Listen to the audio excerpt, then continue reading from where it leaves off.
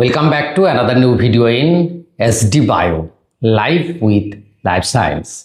SLST নবম দশম এবং একাদশ দ্বাদশের টিচার নিয়োগ প্রক্রিয়ার ওবিসির ক্ষেত্রে 7% ধরে হচ্ছে না 17% ধরে হচ্ছে।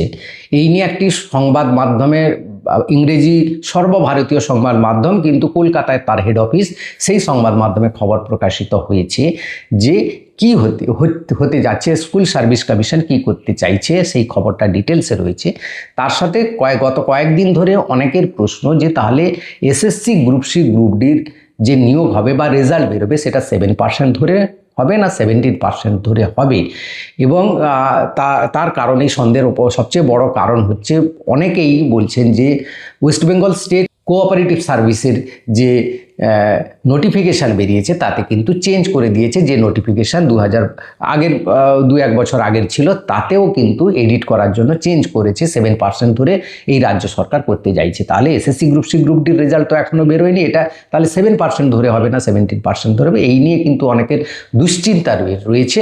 আজকে সেই ব্যাপারটা ক্লিয়ার করব, তাই ভিডিওটা অবশ্যই শেষ পর্যন্ত দেখো। ভালো লাগলে লাইক করে বন্ধুদের শেয়ার করে দিও, চ্যানেলে নতুন হলে চ্যানেলটা সাবস্ক্রাইব করে নিও। দেখো, বাংলা দৈনিক সংবাদ মাধ্যম যেটা হচ্ছে দ্য টেলিগ্রাফ, খুব জনপ্রিয় সর্বভারতীয় সংবাদ মাধ্যম, কলকাতার এডিশনে সেখানে লিখেছে SSC to recruit teachers with 17% OBC কোটা।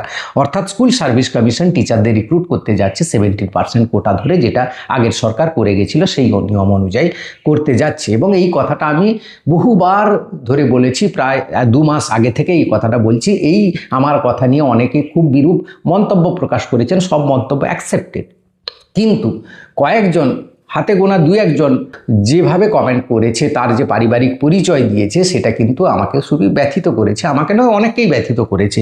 অনেকে তার রিয়াকশানও দিয়েছে সেই ছেলে মেয়েদের ক্ষেত্রে তাদেরকে।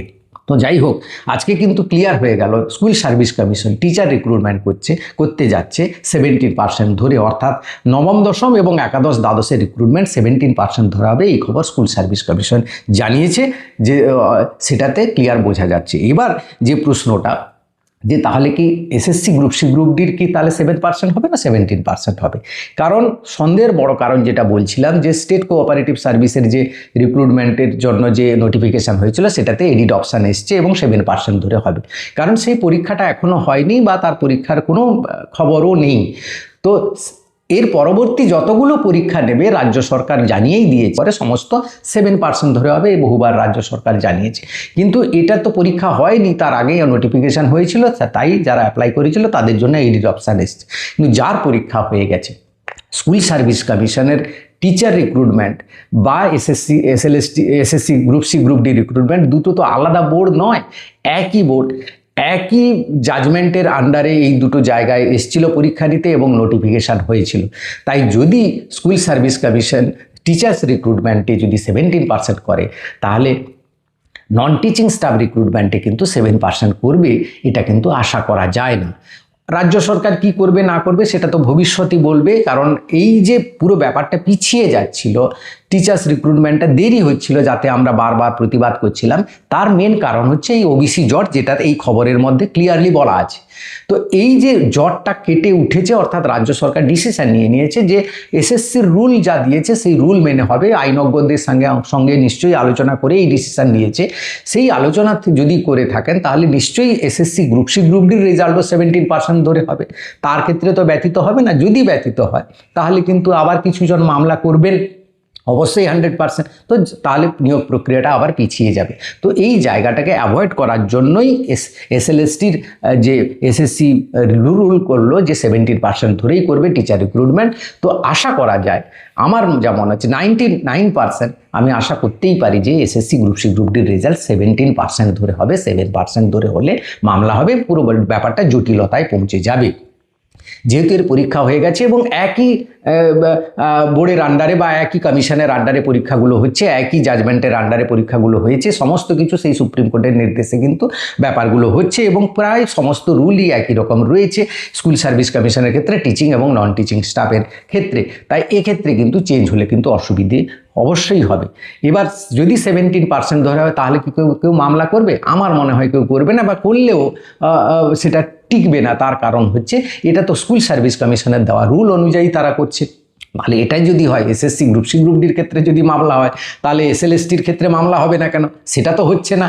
হ্যাঁ, 11-12-এর প্রায় নিয়োগ প্রক্রিয়া শুরু হতে যাচ্ছে, কাউন্সেলিং শুরু হয়ে যাচ্ছে। হ্যাঁ, ভেরিফিকেশান একাদশ দ্বাদশের নবম দশমের ভেরিফিকেশান চলছে, ইন্টারভিউ কয়েকদিনের মধ্যেই শুরু হবে। এগুলো তো সব 17% ধরেই চলছে, এগোচ্ছে কাজ। তাহলে এখানে তো মামলা হচ্ছে না, তাহলে এসএসসি গ্রুপ সি গ্রুপ ডির ক্ষেত্রে কেন মামলা হবে? নিশ্চয়ই হবে না, হলেও সেটা টিকবে না।